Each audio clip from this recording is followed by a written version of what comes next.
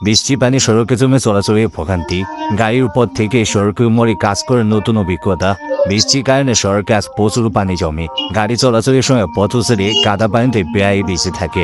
অফিসগামী কোনো ব্যক্তি অথবা কোনো পরীক্ষার্থী এই অবস্থার শিকার হলে কি হতে পারে একবার ভাবুন। আবার এই পানির কারণে অনেকে হাসির পাত্র হয়ে থাকে।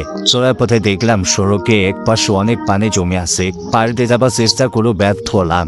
এরপর পানি নিষ্কাশনের সিদ্ধান্ত নেয় যাতে পথচারী এবং গাড়ি চলাচলে কোনো সমস্যা না হয়। তাই সড়কে পানির গভীরতা যেখানে বেশি সেখানে একটি নলি কেটে দেয় যাতে সম্পূর্ণ পানি এখান দিয়ে বের হতে পারে।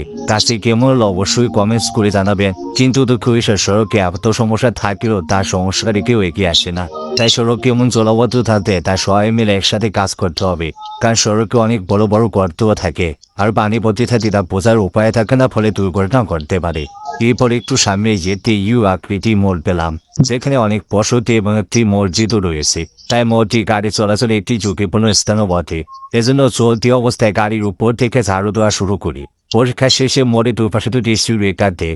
এরপর সড়কে মোড়টি বোঝানোর জন্য মাঝ বরাবর একটি দাগ দিয়ে দেয় যাতে গাড়ি চালক দূর থেকে সড়কে মোড়টি সম্পর্কে ধারণা নিতে পারে। আবার স্পিড ব্রেকার চিহ্ন থাকায় গাড়ি গতি নিয়ন্ত্রণ করতে পারে। আমার এমন ছোট ছোট কাজগুলোর জন্য মানুষের প্রচুর সাপোর্ট এবং ভালোবাসা পায়, যা আমার কাজে ইচ্ছা শক্তি আরও বাড়িয়ে দেয়। অনেকে ইচ্ছা থাকলেও এমন কাজ করতে পারে, তাই আমাকে সাপোর্ট করে অবশ্যই পাশে থাকবেন।